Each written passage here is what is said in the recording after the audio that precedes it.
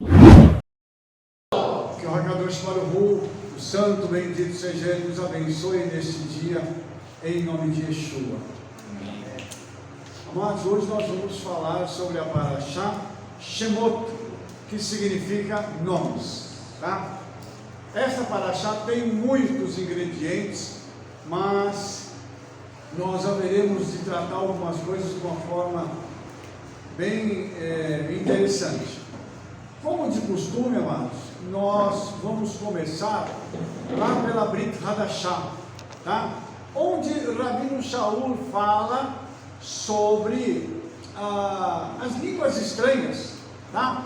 E a pergunta é: por que ele fala sobre línguas estranhas e por que esta é uma conexão com a Parashá Shemot? Qual é a explicação? Se você assistiu o meu vídeo anterior, no vídeo anterior eu disse o seguinte, que Israel preserva a sua identidade no Egito através da língua hebraica, que para os egípcios era uma língua estranha. E isso é uma coisa muito interessante, porque o hebraico, ele é chamado de Lashon HaKodesh, língua sagrada. E nós sabemos que essa língua é uma língua que é falada pelos anjos. Rabino, como é que a gente sabe disso? A tradição rabínica diz que a língua dos anjos é o hebraico. Então, quando o Rabino Shaul em 1 Coríntios capítulo 3 diz que ainda que eu falasse a língua dos homens e dos anjos e não tivesse amor, eu não seria nada. Então o que significa a língua dos homens e dos anjos? A língua dos homens é a língua falada no Império Romano, e a língua dos anjos é o hebraico. Então olha que interessante isso, a preservação da identidade através da língua. Isso é uma coisa muito interessante, irmãos. Nós temos exemplos aqui no Brasil de imigrantes que vieram da Itália, da Alemanha, da Rússia, da Polônia, da Espanha e de outros lugares, que, com o intuito de preservarem a identidade, dentro de casa eles falam o quê? A sua língua mãe, e fora o português. E tem gente, os imigrantes mais antigos, tem gente que ainda nem mais está vivo, mas os imigrantes mais antigos, eles nem português chegavam a falar. Os filhos falavam o português e se colocavam como intérprete dos pais, dada a dificuldade que eles tinham de abandonar a língua mãe e perder a identidade. Então isso é uma coisa muito interessante, porque quando nós falamos aqui na Parashá sobre Shemot, nomes, e o nome, ele é algo muito interessante, porque o nome ele fala da essência de alguém. A palavra Neshama, que é alma, tem no meio dela Shem, que é nome. Então preste atenção nisso, porque eu acho que isso é muito interessante. O nome, ele está relacionado com a essência, com a alma da pessoa. E aí, irmãos, nós temos uma coisa que eu acho que é tremendo. Quando uma pessoa desmaia, e você vai tentar reanimar essa pessoa, você deve fazer como? Chame-a pelo nome. Fulano, porque você está chamando a essência dele de volta. Os outros estão entendendo isso? Então nós precisamos compreender que o nome, ele carrega a essência. Então nós somos identificados pelo nosso nome. Por isso é importante que cada um saiba o significado do seu nome, porque isso é a tua essência, é você apresentado pelo seu nome. Então isso aqui mostra para a gente o seguinte, que quando os filhos de Israel foram para Mitzraim, para o Egito, Uma das coisas que estão relatadas nos primeiros versículos aqui do livro de Shemot, está escrito assim: estes, pois, são os nomes. Os nomes de quem? Dos filhos de Israel, das 12 tribos. Mostrando o quê? Que quem estava indo para o Egito eram as 12 tribos, cada uma com a sua identidade própria, carregando a sua essência dentro de si. Judeus, isso é importante salientar, judeus que estavam indo para o Egito, e eles precisavam preservar os seus nomes e a sua essência, tanto que eles vão casar entre si, e eles não vão adquirir para si nomes que não fossem hebraicos. Eles não vão colocar um nome egípcio numa criança. E outra coisa, os judeus não se casavam com uma egípcia, e as judias não se casavam com um egípcio.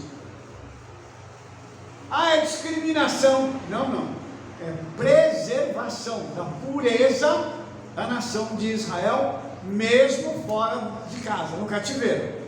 Isso tudo é importante, irmãos, para a gente poder entender que essa paraxá, ela começa falando sobre a nossa essência. Então, quando você para pensar que você tem uma essência que precisa ser preservada, e que ninguém pode roubar essa essência de você, isso é uma coisa séria. O que o diabo vai tentar fazer? Nos roubar aquilo que nós temos de mais precioso, a nossa alma, a nossa salvação, que está na nossa essência. Isso ele vai tentar fazer através da assimilação, para que nós percamos a nossa identidade. Tudo isso, irmãos, o povo de Israel preservou. Foi preservando isso, foi preservando os ensinamentos, foi preservando tudo aquilo que estava relacionado com a sua identidade. E uma coisa também que nós precisamos parar para pensar, é que a Torá relata que desceram 70 almas para o Egito. Por que 70? Por que a Torá faz questão de colocar o número? E toda vez que a Torá coloca um número, tem que parar para ver o porquê que está colocando aquele número. Esse número é o mesmo número que diz respeito às nações daquela época. Então, isso é um eufemismo para se mostrar que todo o mundo havia descido para o Egito. Por que eu digo isso? Porque Israel, ele seria espalhado por todo o mundo. Então, Israel vai para o Egito e não se contamina com os egípcios. A grande maioria deles não se contaminou. Rabino, mas teve exceção? Teve. Teve uma exceção, e nós vamos tratar disso lá na frente, mas eu vou só citar aqui, e como diz, vou citar isso aí correndo, para não ter que explicar. Qual é aquele rapaz bonzinho, lembra dele? Que se levantou contra Moshe? Então, ele mesmo, ele era, segundo o Midrash, tesoureiro de Faraó, cuidava do dinheiro de Faraó. E diz o Midrash que ele enriqueceu muito rápido, a gente não sabe porquê, né? E nós não queremos acusar ninguém aqui de nada, mas é uma coisa muito estranha, que ele somente tem enriquecido rapidamente, cuidando do tesouro de Faraó. E aí, a Torá vem falando para a gente sobre essa questão dessas almas que desceram, cada uma delas com um nome, com uma essência, e eles ali no Egito, eles acabaram frutificando e multiplicando, cumprindo a promessa que havia sido feita a Adão. Ou seja, eles estavam agora crescendo numericamente. Então, uma das coisas que a gente vai ver é que eles se preocupavam em fazer com que as suas famílias se tornassem grandes. Tem um motivo para isso? Onde é que está a explicação disso? para a tradição judaica. A tradição judaica diz que quanto mais filhos um homem tem, mais rico ele é. Então, o pessoal aproveitava. Vamos ter filho, né? A sua riqueza está chegando, irmão. Oh, eita glória, né? Aleluia. E os outros aí, nós vamos orar para suas esposas começarem a ter aí mais filhos. Nossa, eu só vejo o pessoal que está aqui. Eu vou só contar uma coisa que você não está vendo, que eu vou te contar o bastidor daqui. As irmãs estão fazendo assim com a cabeça, olha, tipo assim, não quero mais, chega, eu não aguento mais filho, aleluia. Então, voltando para a tradição judaica, eles tinham sempre muitos filhos, e a Torá diz que eles foram fortalecidos, tá? E ela usa uma palavra que é muito interessante em hebraico, que é tzan, e ela significa ser forte, ser poderoso, ser grande e numeroso. Eles eram fortes, tá? Em número, mas fortes também fisicamente e espiritualmente. Então era um povo que crescia em todas as áreas. E aí, irmãos, o que é que aconteceu? O faraó, que não conhecia Yosef, percebeu que esse povo era muito grande. Faraó começou a se preocupar com Israel. Por quê? Falou assim: esse povo é numeroso, daqui a pouco vai ter uma guerra, e eles vão ficar do lado do nosso inimigo e vão acabar com a gente, porque eles são um povo grande, e os caras são fortes. Faraó falou: vamos ter que dar um jeito nesse povo, porque esse povo é muito grande. E aí é interessante, irmãos, que ele usa uma palavra, que é a mesma palavra tzan, para dizer que ele era mais poderoso do que nós. O faraó olhou e falou assim: eles são grandes em 3 sentidos. Então nós temos que tomar cuidado com esse povo. Vou só abrir um parêntese aqui, irmãos, para você poder entender uma coisa. Por que o mundo nos odeia? Você tem noção do porquê? Porque quando eles olham para nós, eles nos veem como pessoas fortes e poderosas. Eles enxergam em nós coisas que as outras pessoas não podem ter, porque eles gostariam de ter e de ser aquilo que nós temos e somos, mas eles não podem. Então, você imagina, por exemplo, eu vou usar uma comparação dentro da Bíblia. Davi, a amostra grátis, ele era a amostra grátis de homem ainda, estava em fase de crescimento, menino, foi derrotou Golias, e foi uma revolução em Israel, porque todo mundo começou a amar aquele rapaz. Ele se torna genro do rei, e se torna o principal general dele da guerra. E ele começa a ter tanto sucesso na guerra, que as mulheres inventaram uma musiquinha para ele. Saul começou a sentir ciúme de Davi. Por quê? Porque o Senhor já tinha abandonado Saul. Saul já não era mais o queridinho do Senhor. Quem que era o queridinho do Senhor? Davi. E agora, nesse momento, Davi era não só o queridinho do Eterno, como também da população. O pessoal dentro do palácio amava Davi. E aí, irmão, Saul começa a ficar com ciúme, porque Saul queria ser Davi. Saul gostaria de ter o carisma de Davi, ter a comunhão que Davi tinha com o Eterno e poder ser um grande guerreiro. Saul nunca foi nada disso.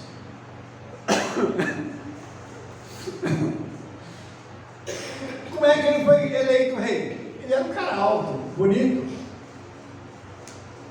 e o povo escolheu por quê? Porque tinha aparência de rei. Mais uma vez escolheu errado, porque escolheu pela aparência. Oh, meu Pai, misericórdia. Aí, irmãos, nós temos aqui então uma questão muito interessante, que nos mostra que a aparência não vale nada. E que, para você que continuar no caminho que você está, você tem que continuar sendo o querido do Senhor, o amado do Pai. Para quê? Para que as pessoas possam olhar e falar assim: ele carrega algo diferente, como aconteceu com Davi. Lógico que gera ciúme. Lógico que as pessoas vão começar a olhar para você e vão dizer assim: ah, mas não é tudo isso, né? Eles vão querer desqualificar. Isso também é uma estratégia de Satanás, irmãos. Quando alguém chega para você e tenta desqualificar aquilo que você é. Ah, não, teu trabalho não é tão bom assim. Não, isso que você está fazendo, eu faria. E a pergunta é: por que não fez? Por que não fez? Ah, porque isso que você fez está assim, mas vai lá e faz melhor então. As pessoas têm ciúme, irmãos, porque nós carregamos algo precioso que Yeshua nos deu como legado. Então, esse povo carregava isso. Faraó olhou e disse assim: misericórdia. Eu imagino as trevas que era o Egito. Eu acho que você nunca teve a oportunidade de ir ao Egito. Eu já fui. E vou dizer uma coisa para os irmãos: é um lugar horrível. É um lugar horrível, mal cheiroso, para não usar a palavra fedido. Agora já falei, né? Agora já foi. Misericórdia. E horrível. E aí, quando você chega em Israel, é tudo limpo, claro. Você não sente opressão. No Egito parece que tem mais capeta do que em todos os outros lugares do mundo. Se bem que no Vaticano eu achei que foi pior, mas tudo bem, né? É muito capeta para pouca gente. Aí você chega em Israel, é uma bênção espiritual, há uma nuvem sobre a nação de Israel, uma glória sobre Israel que é diferente. O faraó viu que quem carrega isso é o povo. Então o faraó viu isso e começou a se preocupar e falou assim: vamos oprimir esse povo. Vamos trazer aflição sobre eles. O que é aflição, irmãos?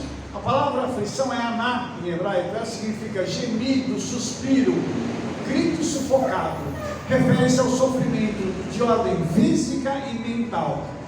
Sabe uma pessoa que começa a te perseguir fisicamente e começa a falar com você a ponto de te deixar opresso? Essa palavra, essa situação tem uma palavra em hebraico que é aná. Isso é... Consideremos então a seguinte situação: que essa aflição fazia com que o povo crescesse. Olha que interessante, quanto mais lutas nós temos, maior vai ser o nosso crescimento. Eu estou falando não só coletivo, como também individual.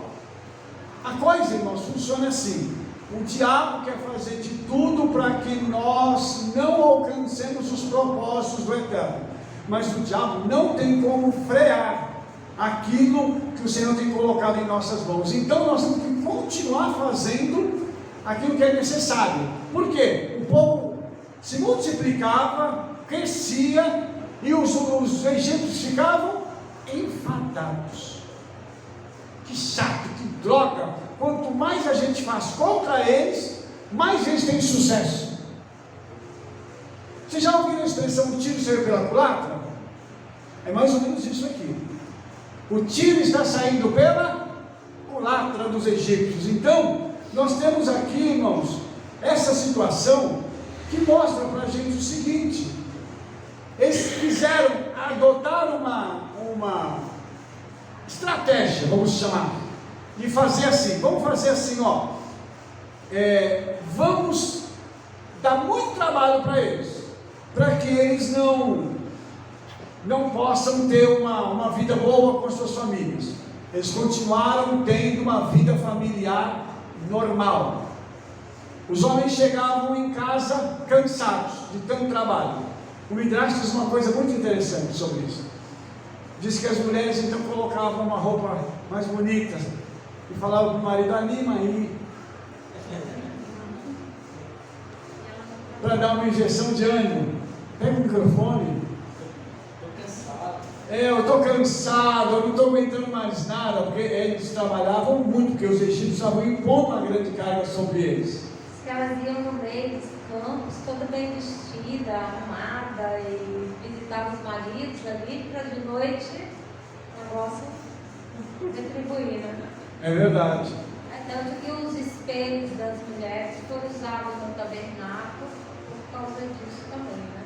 Porque elas influenciaram o crescimento da nação de Israel. E também quando a mulher não quer filho, mas ninguém se segura não, ninguém pode ser o que for. Quando ela fala que não quer, acabou. Mas olha só que interessante, né? Então, vamos pegar a palavra da Rebeca aqui. Quando uma mulher é sábia, o que ela faz? Peraí, está escrito que a mulher sábia faz o quê? Edifica a sua casa. Ela cuida da família. Rapidamente, eu não ia falar sobre isso, mas já que a Rebeca falou, vamos pegar aqui.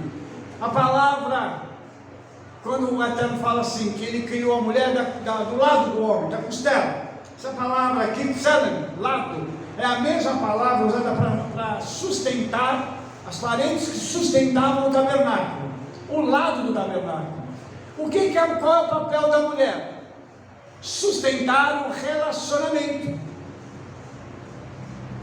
A casa não cai, por quê? Porque a mulher sábia edifica. E o livro de Provérbios diz que a tola destrói. Os irmãos entenderam? Então a mulher sábia, o que ela faz? Ela olha e fala assim: eu vou atrás do meu marido, eu vou ajudar meu marido, eu vou colaborar com meu marido, eu vou ser sábia na vida do meu marido. Para quê? Para edificar a minha casa. Os irmãos entenderam isso? Quer dizer, não tem como a coisa dar errada. O faraó quis fazer uma jogada com o povo de Israel.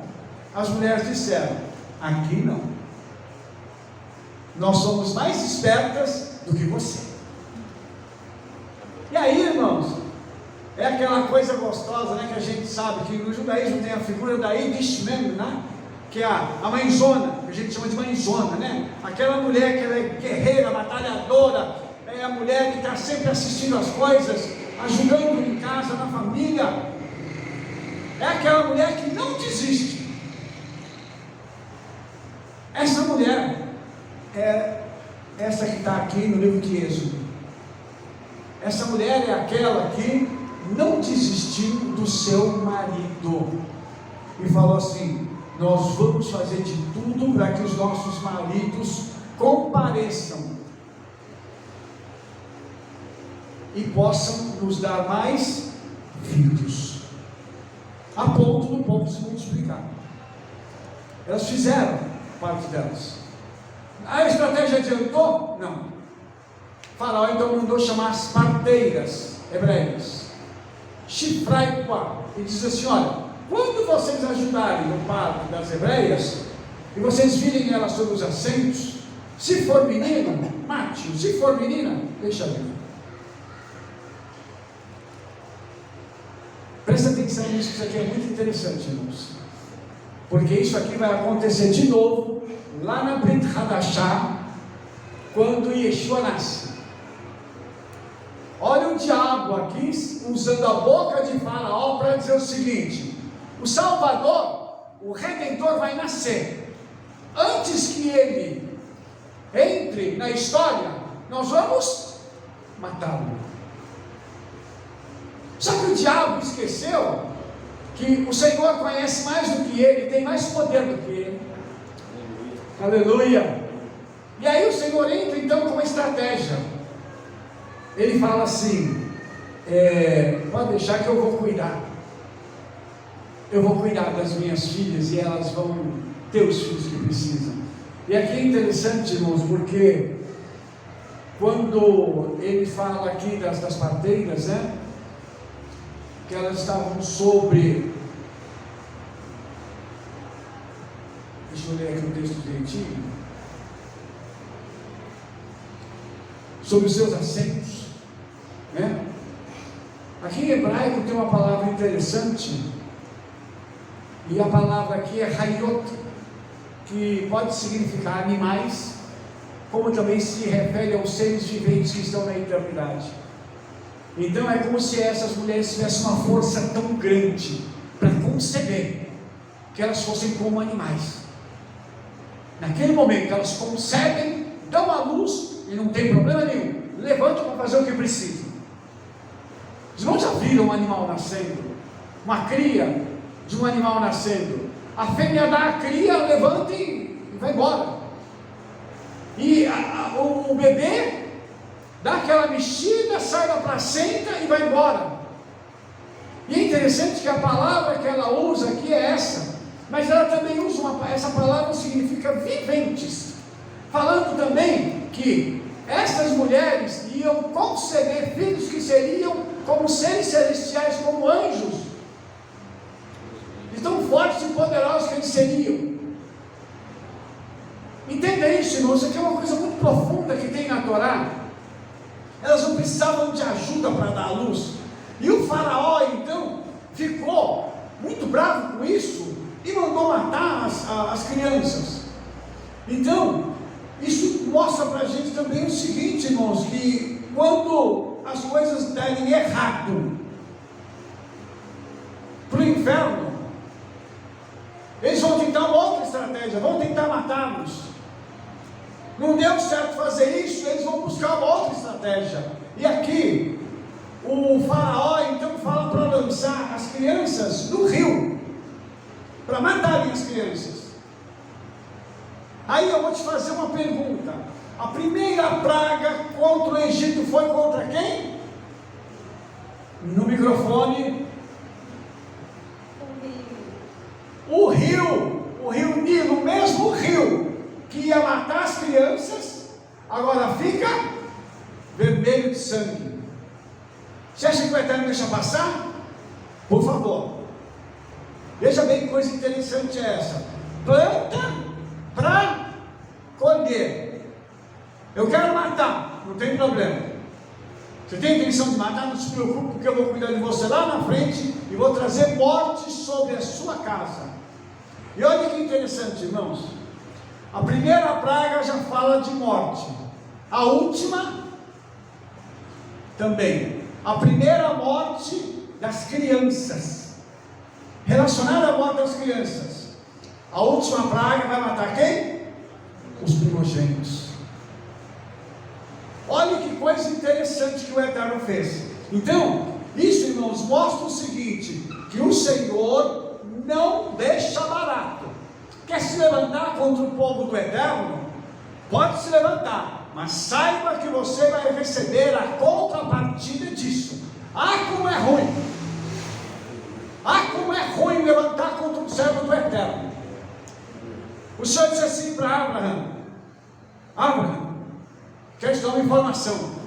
Abençoarei os que te abençoaram. Quem te abençoar vai receber um pacote de bênção. Em contrapartida, meu filho, eu vou dar um pacote de maldição para quem te amaldiçoar. Levantou contra um judeu, levantou contra o servo do Eterno, recebe de brinde o pacote em casa. Às vezes cai no colo, às vezes na cabeça.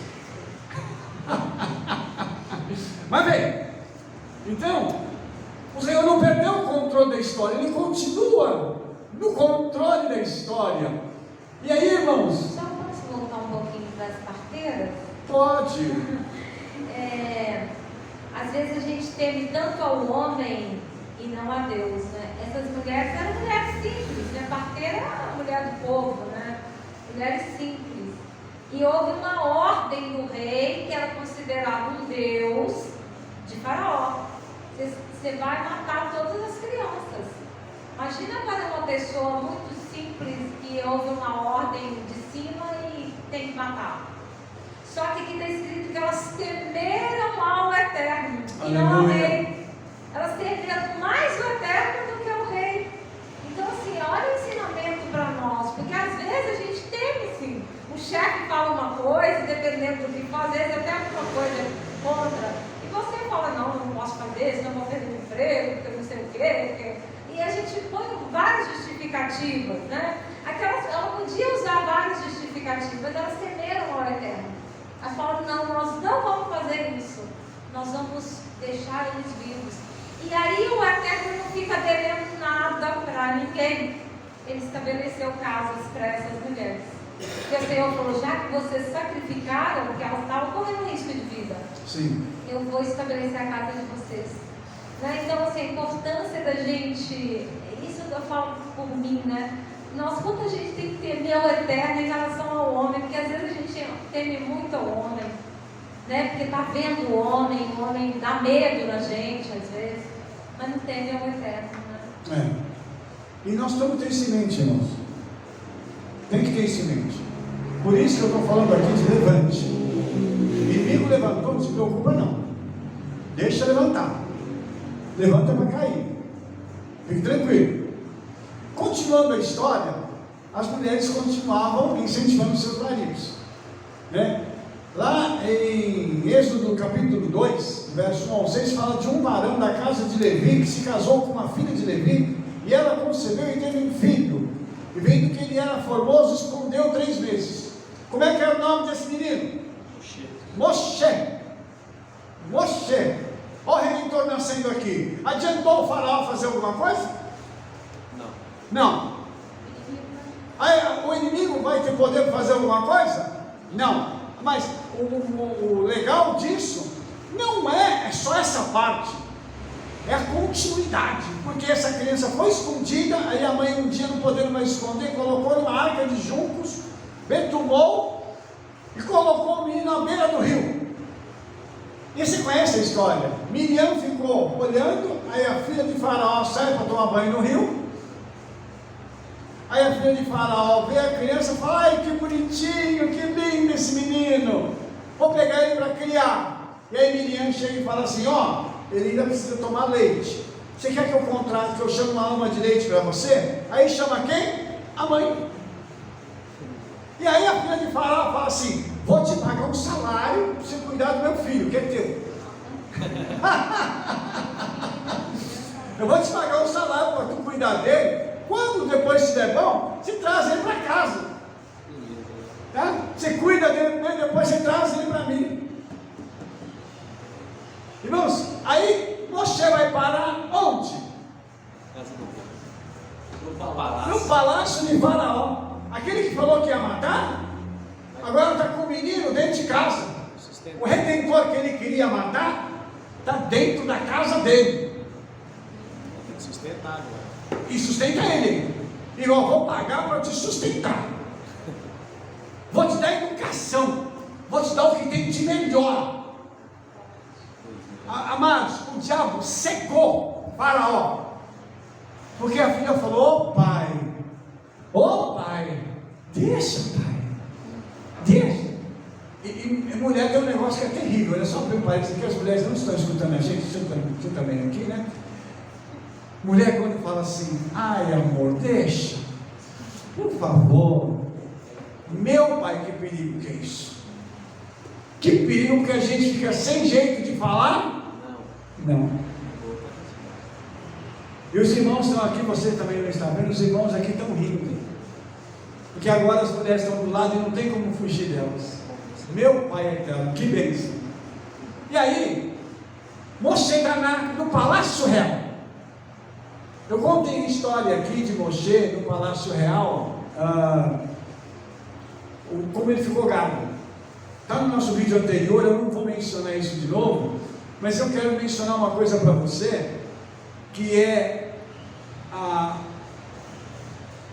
forma como o Senhor age, para envergonhar o diabo, porque isso aqui, irmãos, é uma vergonha para Satanás, para os demônios, que acharam que tinham poder, porque eles acham, o capeta ele se acha, né? Ele se acha todo poderoso. E o legal disso, irmãos, é que quando nós participamos de processos de libertação, na maioria das vezes o demônio fala assim, não vou sair, não é verdade?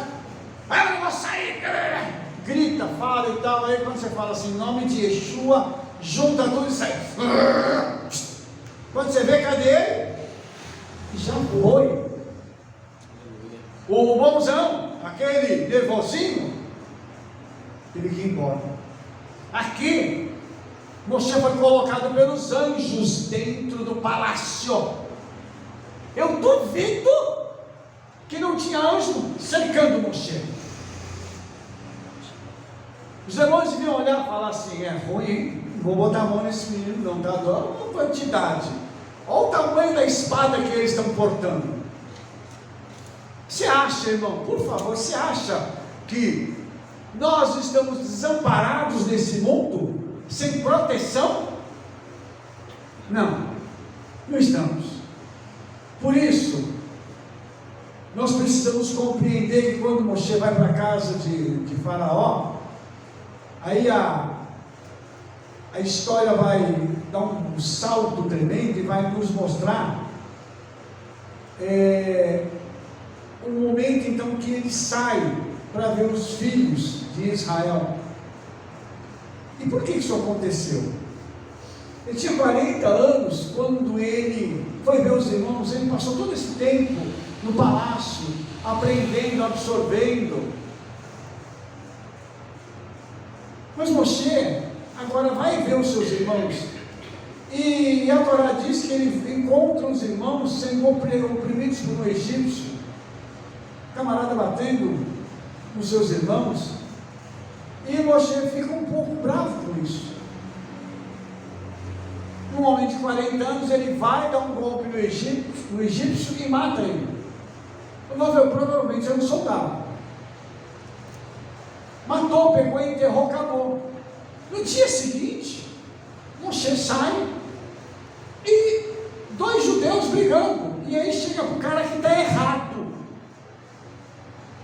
Fala assim: pô, por que você está fazendo isso, rapaz? Aí já fala assim: você foi colocado agora como juiz, você agora foi chamado aqui para apartar as brigas, para resolver os problemas, você vai matar a mim também como você matou o egípcio? Ou seja, a notícia espalhou. E de novo eu quero dizer, não tinha WhatsApp, mas espalhou a notícia rápido. Não tinha Instagram, mas deve ter tirado foto da cova do egípcio. E o negócio vazou. O faraó ficou sabendo e falou assim: não, esse cara não é possível, vai matar um dos meus. Ele foi defender o povo dele e matou um dos meus. Então Moshe foge e vai para um lugar onde ele conhece uma mulher. Quer dizer, ele vai para Midian, vai lá na beirada de um poço, ajuda 7 mulheres a cuidar do rebanho, porque o futuro sogro dele só tinha mulher. Olha que coisa, ele com 7 mulheres cuidando de rebanho. Esse camarada tentou e não deu um homem. Meu pai, é só mulher, vai acertar assim, né? 7 de uma vez? Louco! Não, é sério, irmãos. Eu tive 3 homens, falei: vou parar. Porque eu falei com a Rebeca, eu queria muito ter uma filha. Mas, falei assim, né? Depois de 3, falando assim: não vai tentar mais, chega. Só está dando um homem, é capaz de vir um quarto, mais um homem, mas chega. Não dá certo. Então a gente, né? E aí ele foi, ajudou as meninas a dar água para o rebanho, e aí ele é levado, né, para casa desse homem, né, que é chamado também de rebelde. E aí ele recebe como prêmio, digamos assim, uma esposa. Interessante, né, que o pessoal gostava de dar filha para casar para esses homens, né? Moshe chegou, devia ser um cara forte, bem apessoado, né? Deu Tzípora para casar. Aí eu também não sei se ela era mais nova, mais velha, como é que era o negócio, mas assim, se estava encalhada, se não estava, né? Porque as 7 mulheres, não disse que elas eram casadas e tudo, então assim, é uma coisa séria. Mas ele casa com Tzípora, que em hebraico significa pássaro. Ele casou com um passarinho. A gente não sabe, né, como que era essa mulher, né? A compreensão dela, né? Como é que a aparência dela, né? Como é que ela era, mas ele casa com essa mulher e o casamento dele produz os filhos dele, né? E o filho dele chama-se Gershom, que no futuro, né, vai ser também um homem que vai estar trabalhando junto ao povo de Israel. Mas o mais interessante é que o Eterno ouviu o gemido do povo e lembrou-se do seu concerto com Abraão, com Isaac e com Jacó. Irmãos, a história muda de foco. O foco volta para quem? Para o povo que está no Egito. Sai de Moshe e volta para o povo. E o povo agora, irmãos, esse povo, ele já está orando, clamando ao Senhor. Eu não sei se você percebeu o que está acontecendo aqui. Eles não perderam o seu contato com o Eterno. Eles não se assimilaram. Está dizendo aqui que o Criador ouviu o seu gemido. Percebe o que eu estou dizendo? Eles continuaram fiéis ao Eterno. Lembra que eu falei aqui sobre a identidade? A identidade judaica deles aqui está muito forte. E eles continuam crendo no Eterno. E eles estão clamando a Ele, pedindo a Ele que faça alguma coisa, porque eles sabem que Faraó é como se fosse um Deus do Egito. E não tem como eles fazerem qualquer coisa, porque o Faraó é o Faraó. Eles precisam operar para a autoridade máxima, que é o Eterno.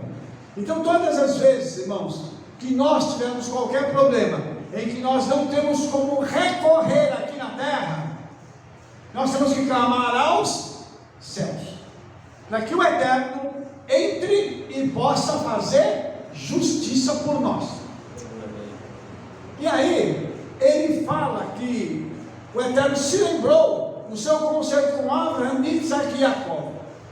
Irmãos, o Eterno vai lá atrás, na promessa que ele fez, de que ele faria com que esse povo emergisse, esse povo iria crescer, ia se tornar escravo, mas ele ia trazer o povo de volta.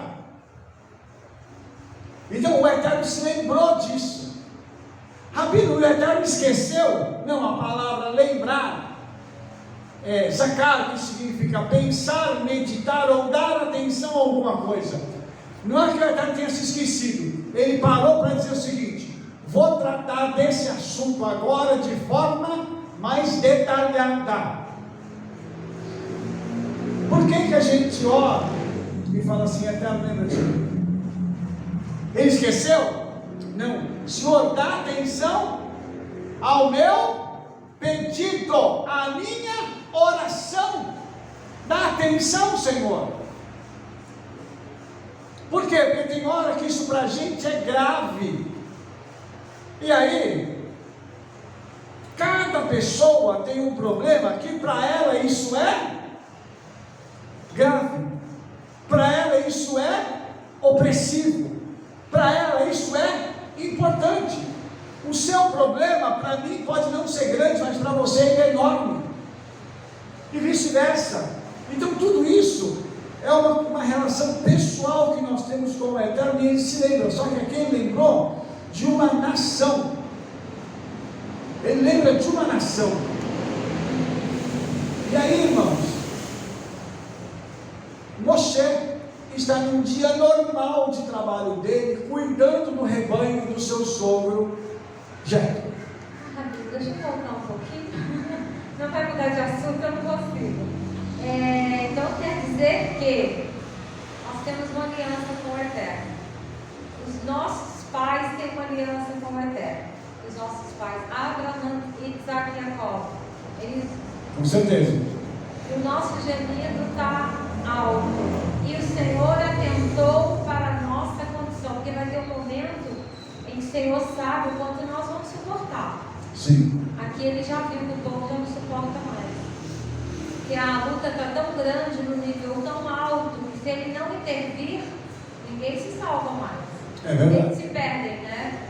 É verdade. Então, eu estou dizendo isso porque às vezes a gente chega num nível de luta muito grande e a gente já não ora, a gente geme. É. E não é lágrimas de água, é de sangue. Né? Eu creio que o povo de Israel já estava nesse nível, lágrimas de sangue, né? E no nível alto. E essa aliança, o Senhor traz de volta para nós. Opa, eu tenho aliança, então eu vou tentar, porque já não suporta mais. É verdade. Acho que isso aqui para nós é verdade, tem que ser uma verdade para nós. A gente tem que continuar gemendo e pedindo. Sim. O Senhor vai atentar para a nossa situação, para a nossa condição. Sim, com certeza. E isso, irmãos, é tão verdadeiro que aquilo que nós estamos vivendo hoje está ligado a essa palavra. Ou seja, cada um de nós tem uma aflição que não pode ser esquecida, mas uma aflição, ao mesmo tempo, que ela tem um tempo de maturação. E é interessante que isso vai acontecendo, como a Rebeca diz, vai chegar um dia que a gente não suporta mais. E quando não suportar mais, o que vai ocorrer? Ou o Senhor intervém, ou Ele perde um de nós. Ou dois, ou três, ou sei lá quantos. Por quê? Porque Ele sabe qual é o nosso limite. O nosso limite, para nós, às vezes Ele vai ainda além daquilo que a gente acha que pode suportar, mas o Senhor sabe que tem um limite que nós não podemos ultrapassar. E aí a coisa fica feia. Então, que o Senhor possa olhar para nós e ver o limite de cada um e ter misericórdia, né? Porque o povo gemia lá. Eu espero que nenhum de nós precise gemer nas situações que nós estamos vivendo, mas que a gente possa alcançar a misericórdia do Senhor e que ao invés de gemido nós tenhamos alegria, que sejam brados de vitória ao invés de gemidos, em nome de Yeshua. Ok? Voltando então, você estava num dia de trabalho normal, tá? No local onde ele estava acostumado a estar com o rebanho do seu sogro, nada de novo acontecia lá. Todo dia era a mesma coisa. Sabe aquele ciclo que você fala assim, isso aqui é tudo a mesma coisa? Aí, irmãos, lá em Êxodo 3:2, acontece uma coisa que eu acho que é muito impressionante. É muito legal. O que é que aconteceu?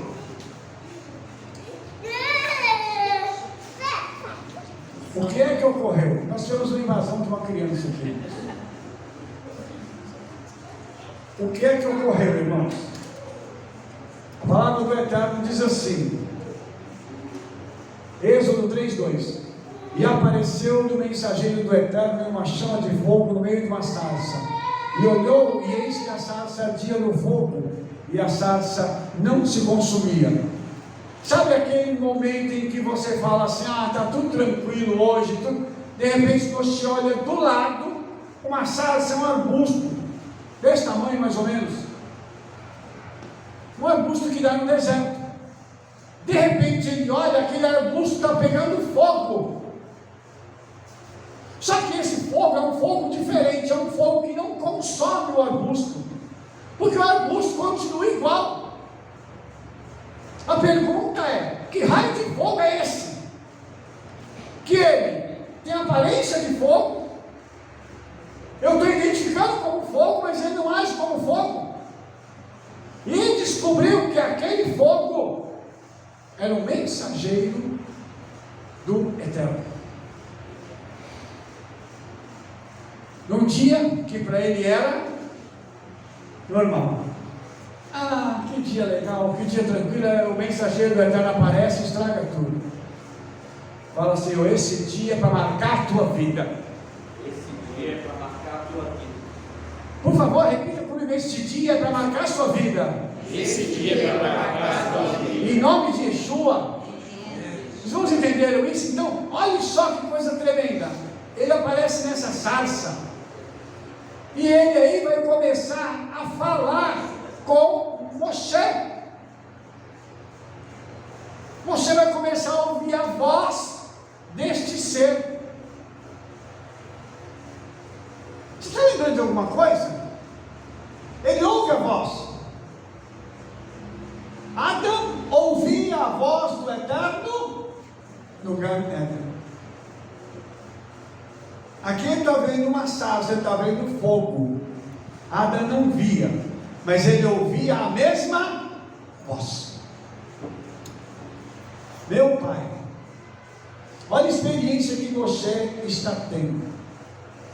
Lembrando, irmãos, que a sarça é uma planta que tem espinhos. E é interessante que Israel passou por sofrimentos como se fossem espinhos na sua carne. Só um detalhe que eu queria deixar aqui. Outro detalhe é que o arbusto conversa com Moshe. Está escrito assim: disse o Eterno. Até agora o texto anterior diz que era um mensageiro, um anjo do Eterno. Agora já é o Eterno. Tenho visto atentamente a aflição do meu povo que está no Egito, e tenho ouvido o seu clamor por causa dos seus exatores, porque conheci as suas dores. Irmãos, a oração que eles estavam fazendo, o clamor deles estava sendo ouvido. Agora,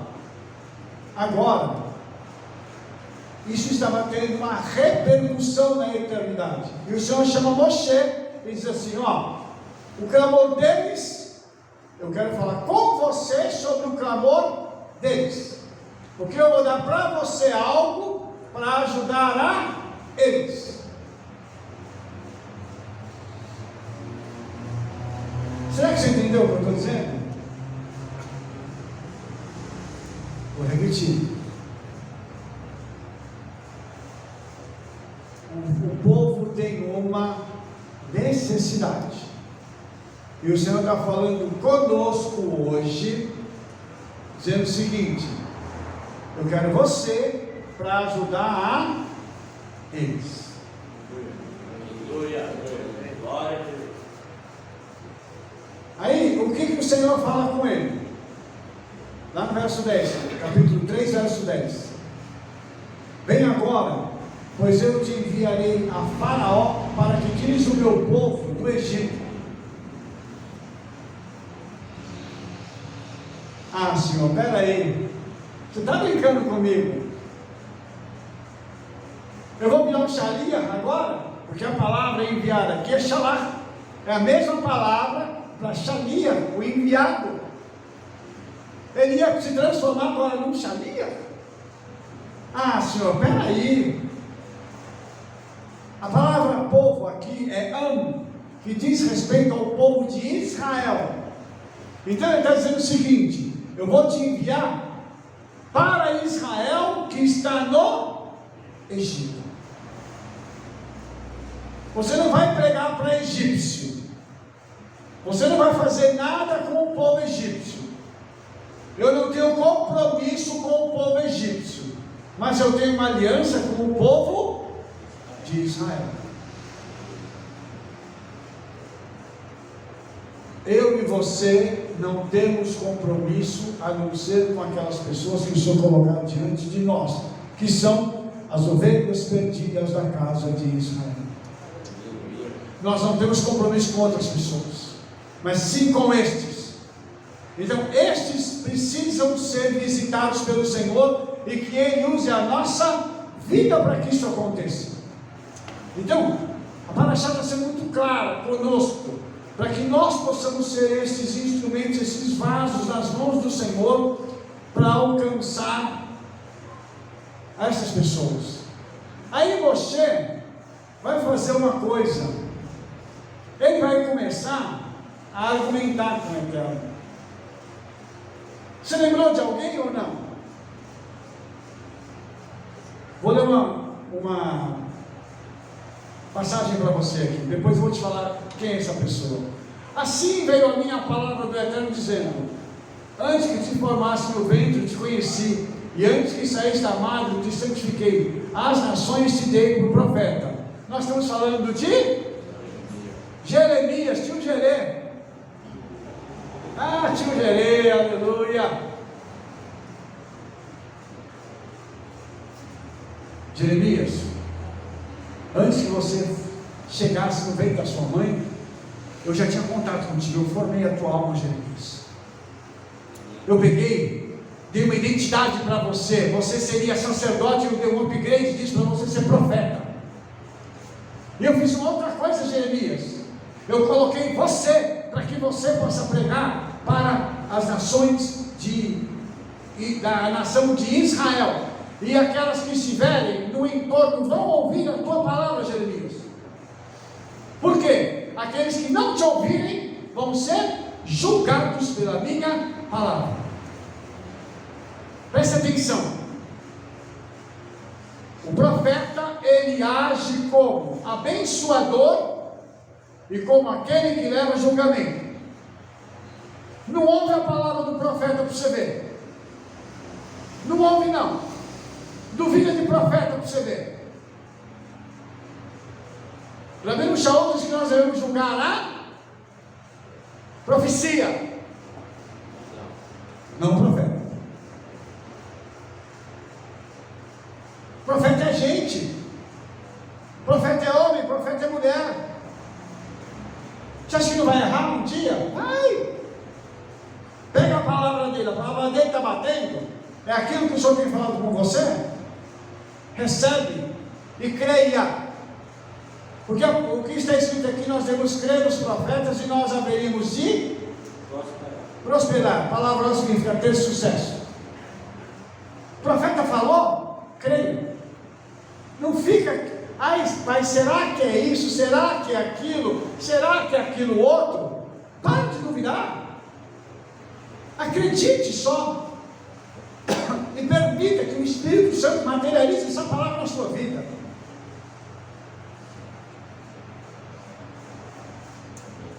Aí vem Moshe. Ah, Senhor, porque eu não sei falar, eu sou pesado de língua.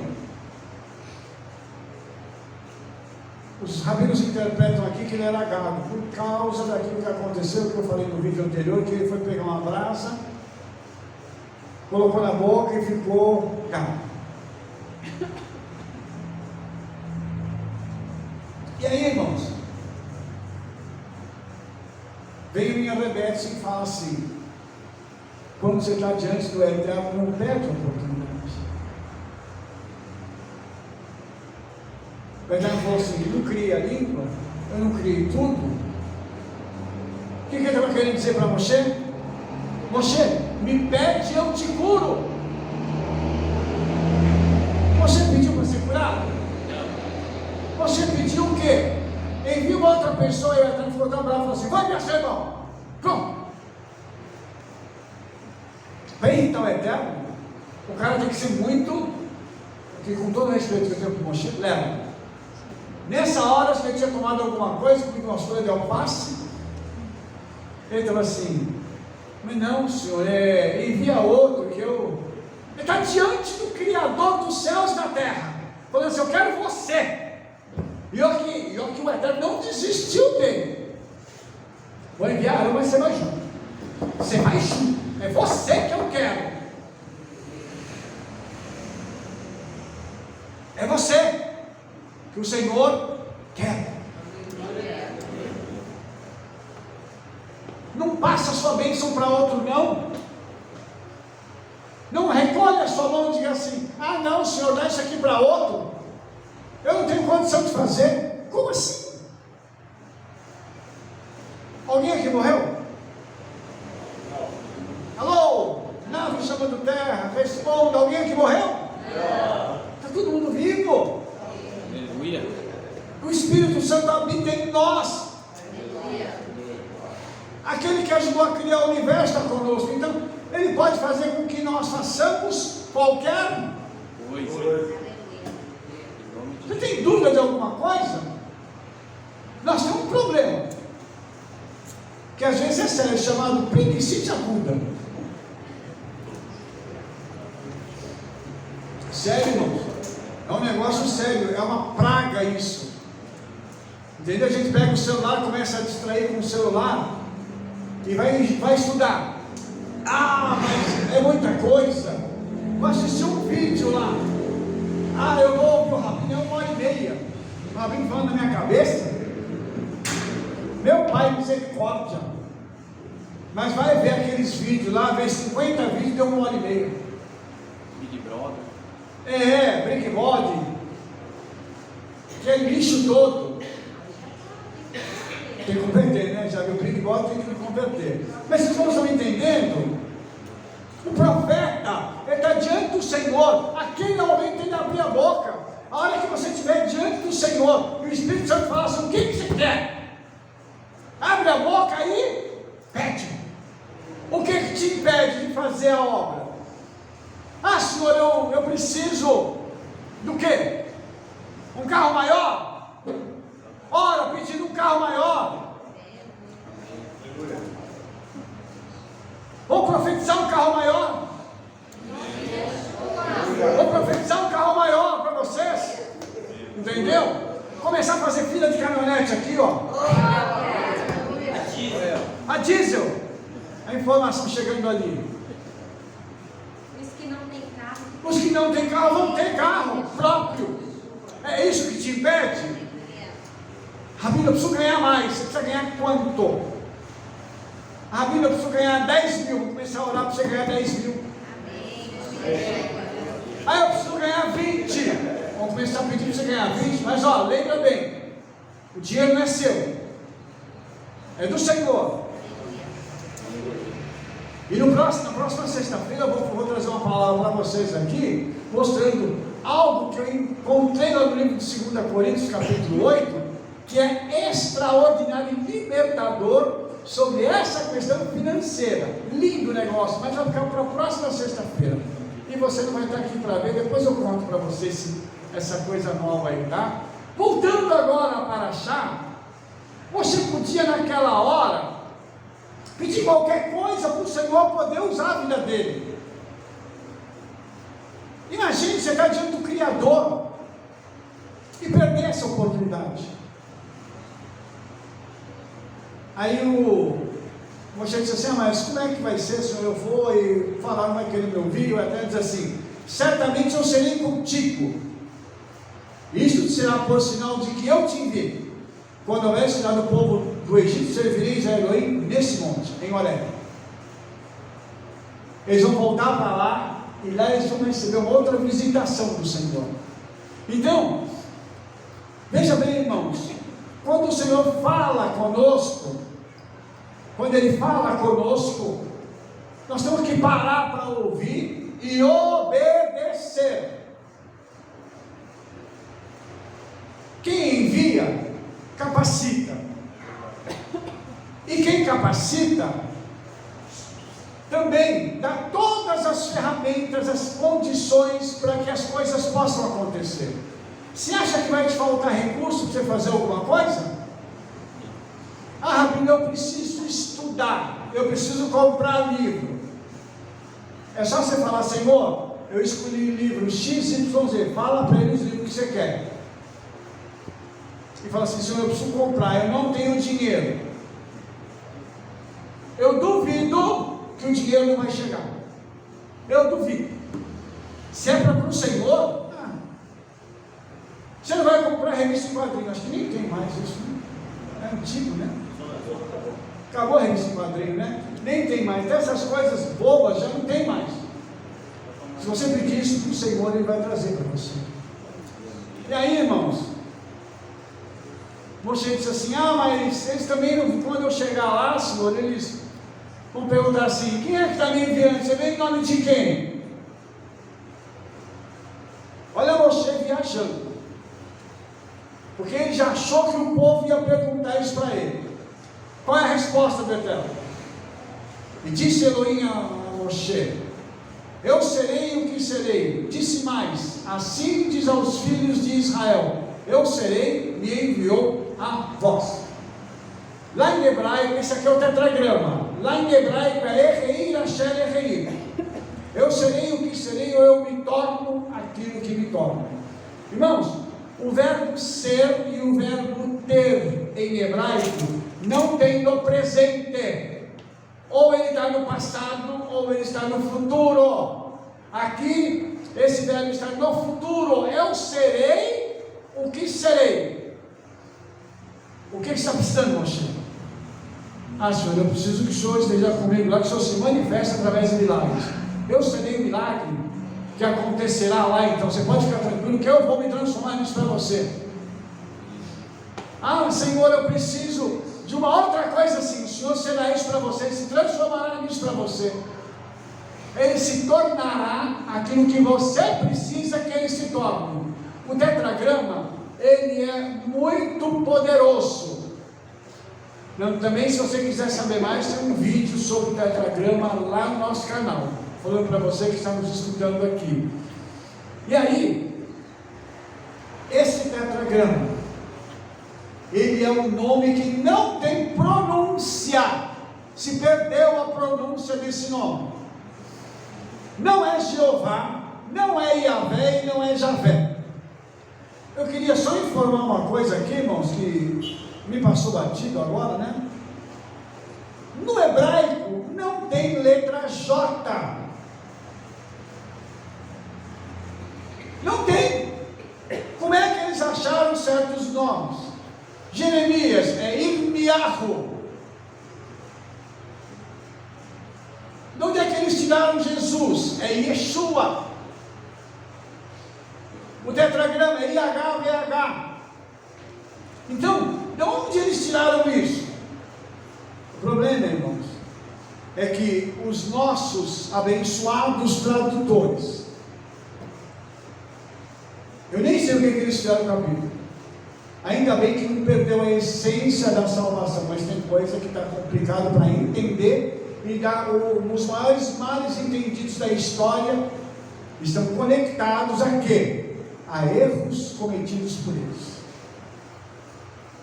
Voltando ao tetragrama, então o Senhor está se apresentando, dizendo para você assim: vai, porque quando chegar lá, o que você precisar, eu me tornarei, para que as coisas possam acontecer e meu nome seja proclamado e Israel seja liberto do deserto, do Egito. A libertação acontece baseada no nome, porque ele foi enviado em nome de. O que significa isso, irmãos? Ele foi enviado com a autoridade do tetragrama. É como se ele recebesse um documento redigido pelo Eterno, com a assinatura do tetragrama, dizendo assim: vá e tudo que você fizer em meu nome eu vou aprovar. Como é que se chama esse documento? Procuração. Agora eu te faço uma pergunta. Você já leu a procuração que foi feita em seu nome? Alô? Já leu? Já? Já leu? Já leu? Não? Pega a sua Bíblia e leia aí, ó. Olha a procuração aí. Olha a procuração aí para você e para mim irmos pregar as boas novas de Yeshua, para a gente poder falar aquilo que Yeshua fez e aquilo que ele ainda fará. E nós estamos agora há pouco aqui na aula de escatologia judaica, e foi um negócio assim bravo, porque nós conseguimos desenrolar, né? Vamos chamar assim, desenrolar algumas coisas muito interessantes. Eu mostrei para os irmãos aqui coisas que vão acontecer. Por quê? Porque o Senhor tem falado com o seu povo sobre isso aqui, e ele falou para você assim: você vai e pega a tua vara, ela vai ser um instrumento para que o Egito seja atingido. Irmãos, a palavra vara lá em hebraico é matê, uma vara, bordão, haste, mas também simbolizava tribo, porque isso é uma vara, mais ou menos desse tamanho. No dorso dela está escrito o nome da pessoa, o nome dos seus pais e a tribo de onde ele vem. É como se fosse quase que uma carteira de identidade. Não é digital, obviamente, né? é aquela de papel mesmo, essa aqui é de madeira, com os dados da pessoa. Você lembra quando Judá deixou para Tamar o bordão? E quando ela foi acusada de adultério, ela pegou as coisas e falou assim: identifica de quem que é isso aqui? Como é que sabia que era de Judá? Porque estava escrito no cajado o nome do dono. Os irmãos estão entendendo isso? Então você está indo com um cajado que tem a autoridade dele. Só que tem uma coisa além disso, que segundo a tradição judaica, tem uma linha do judaísmo que diz que este cajado aqui era o mesmo cajado que foi dado a Adão, e que ele tinha poderes milagrosos. Então, segundo uma linha do judaísmo, esse cajado aqui era um negócio assim espetacular, que Moshe pegou lá na casa de Itro, porque esse cajado estava enfiado num lugar, e ele não podia sair de lá de jeito nenhum. E a pessoa que conseguisse tirar aquele cajado seria um homem muito usado pelo Eterno, e segundo conta o judaísmo. Aí depois Moshe chegou e disse, falou assim: ó, tem um cajado ali. Ele falou: vou tirar esse cajado para mim, eu vou levar esse cajado. Ele pegou o cajado, quando ele pôs a mão e puxou, o cajado saiu. Ficou todo mundo espantado. Tem inclusive depois uma história, que é uma lenda, de uma espada, não é? Uma espada que também estava numa rocha, e que ela só podia ser arrancada por um homem cujo coração fosse puro, que seria um grande guerreiro. Então, isso aqui, tudo isso, irmãos, que vocês veem aí nos filmes, na televisão, vem de onde? Uma parte disso? Da tradição judaica. Eu já falei com os irmãos aqui, eu vou repetir. O filme lá, o Star Wars, eu nem gosto de fazer propaganda disso, né? O Star Wars, ele é um filme que, se você parar para você analisar, ele fala completamente do Messias, tá? Inclusive, o rapazinho, o Luke, como é que é o nome dele? Skywalker, andador, aquele que anda nos céus.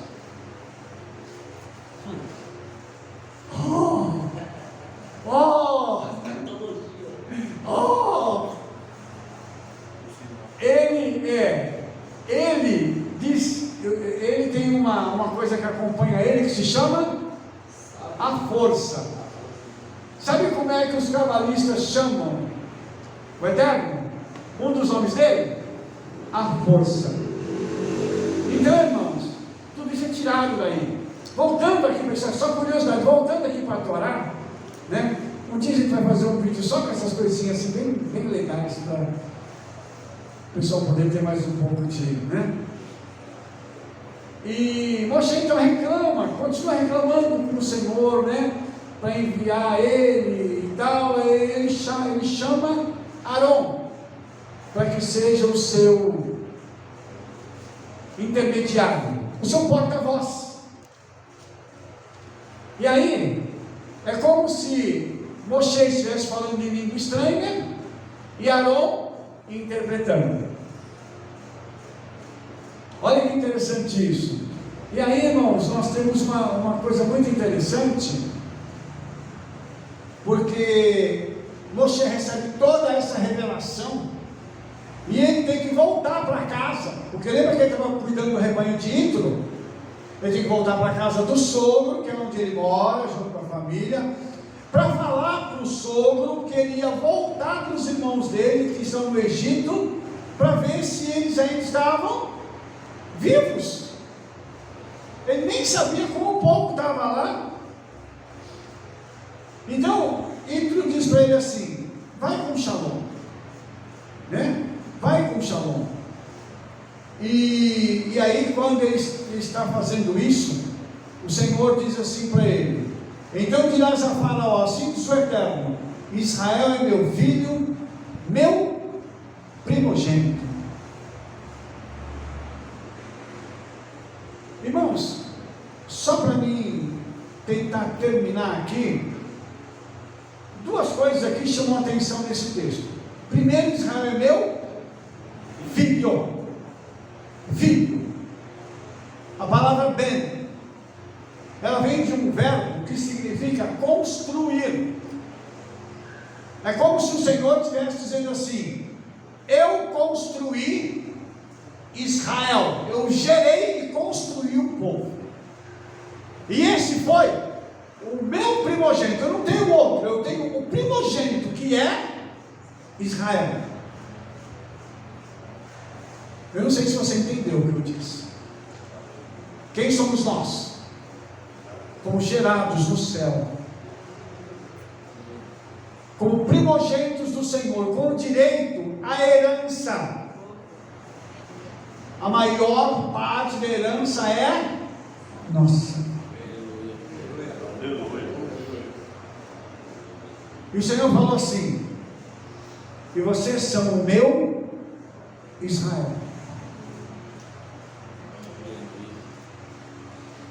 Vocês são os meus guerreiros que lutam comigo e prevalecem. Vocês não são um povo qualquer. Vocês não são uma nação como as outras. Vocês são o meu Israel. Vocês são o meu povo, formado por guerreiros, por aqueles que lutam e que prevalecem. Aqueles que não me largam até que eu os abençoe. Pense em Jacó, lutando com aquele homem que na minha opinião era Yeshua. Ele grudou nele, grudou e disse assim: eu não vou largar de ti até que você me abençoe. Eu tenho uma ideia disso, irmãos, uma coisa assim, de alguém, uma pessoa grande, e ele grudando na pessoa, a pessoa falando: deixa eu sair, deixa eu ir, deixa eu ir. E ele falando: eu não vou te largar antes de você me dar aquilo que eu vim buscar. Eu vim aqui para orar, você apareceu aqui para mim, agora eu quero a minha bênção. Irmãos, eu não sei como é que você é em oração, mas eu sou chato. Eu sou um cara chato. A Rebeca sabe como é que eu sou. Eu estou orando e eu estou lá: o Senhor lembra da tua promessa? O Senhor lembra disso? O Senhor lembra daquilo?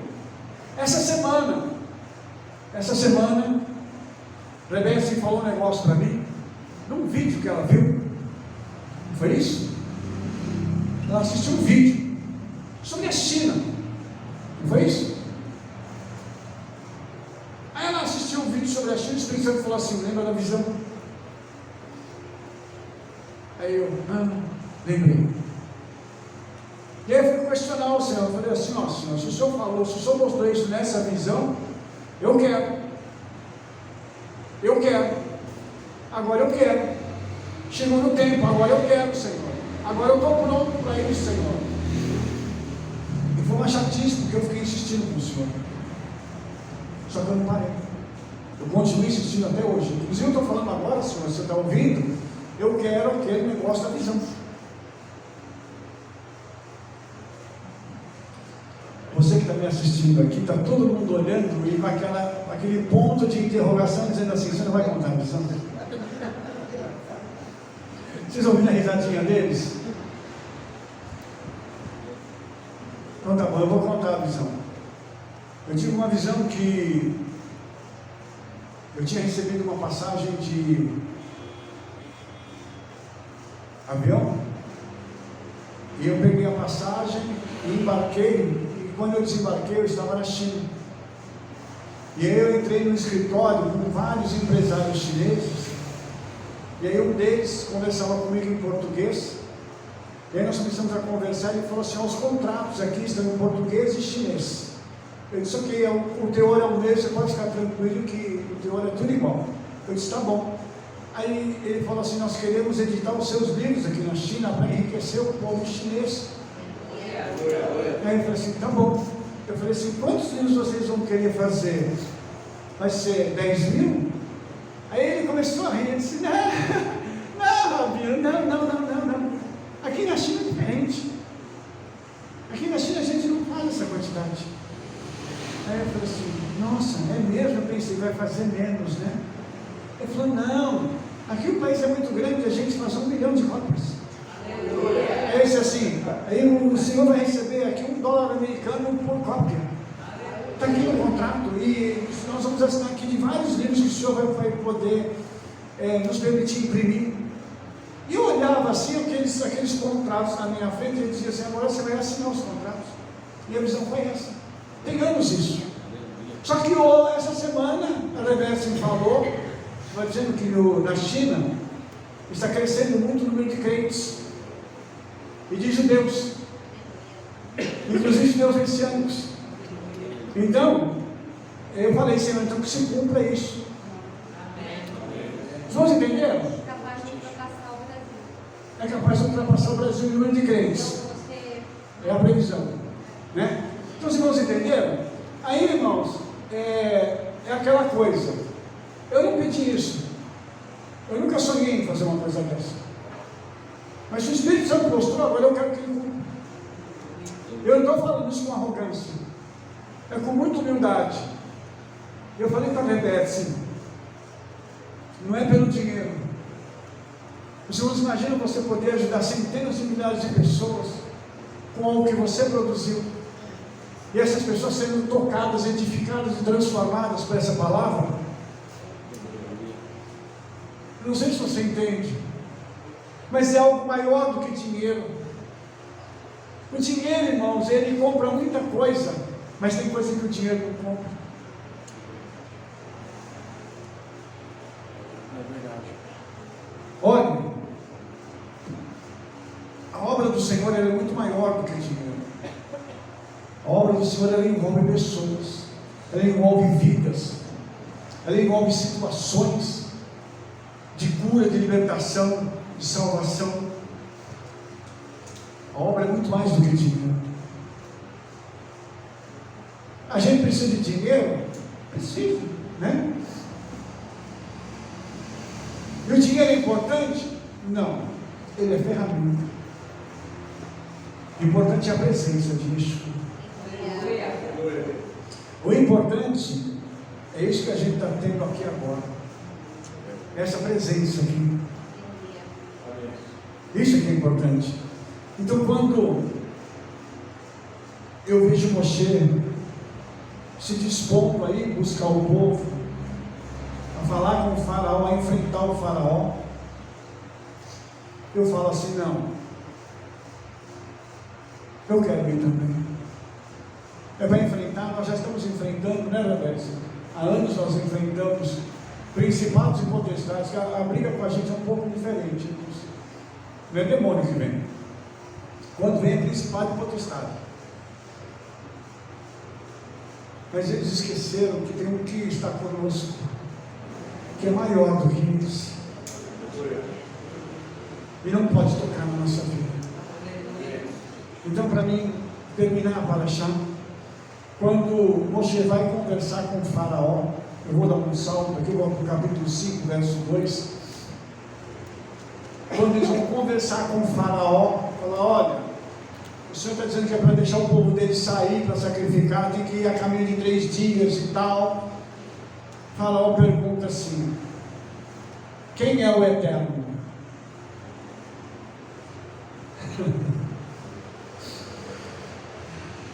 Infeliz a pergunta que ele fez, porque acho que o Eterno naquela hora falou assim: vamos apresentar para ele as nossas credenciais. E ele falou assim: eu vou mostrar quem sou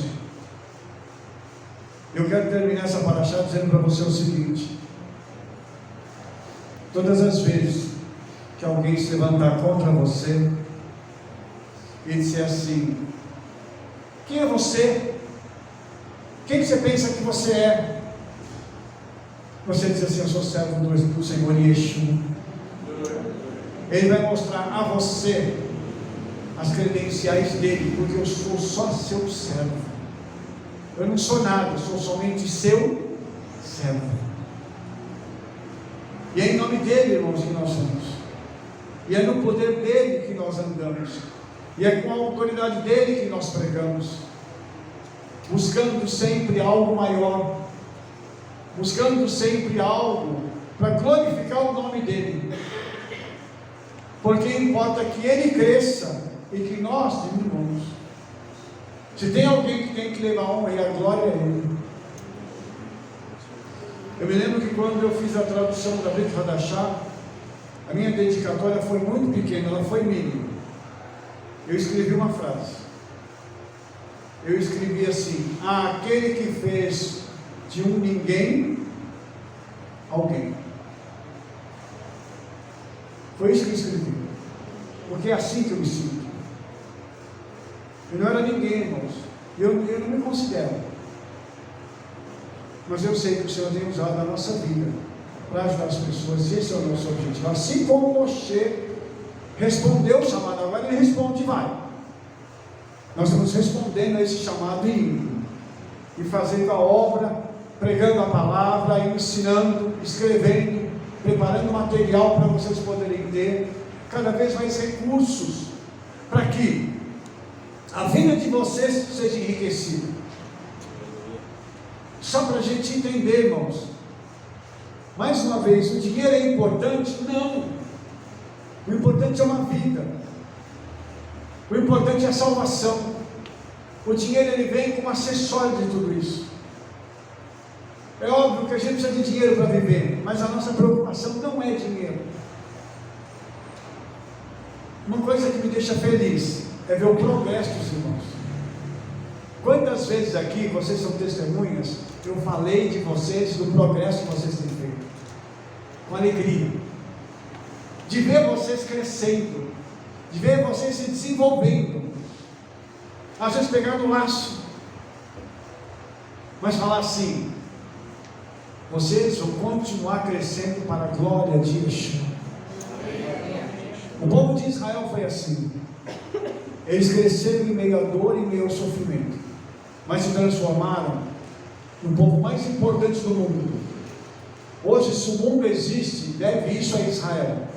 Hoje, se o mundo tem tudo isso que eles têm, devem isso a Israel.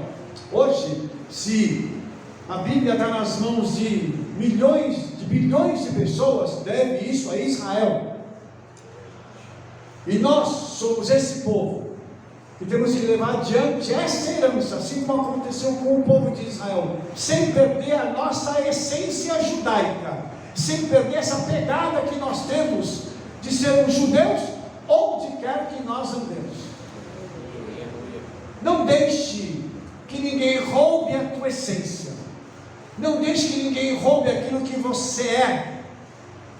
Aqui dentro tem a essência de guerreiros e guerreiras que estão preparados para fazer uma obra grande e para glorificar o nome do Senhor. Assim como foi com Moshe, que o Senhor usou ele grandemente, ele fará isso conosco em nome de Yeshua. Você que me acompanhou até agora, muito obrigado. Que o Hakadosh Baruch Hu, santo, bendito seja ele, te abençoe. E nós nos vemos no nosso próximo vídeo. Shalom, shalom, shalom, toda a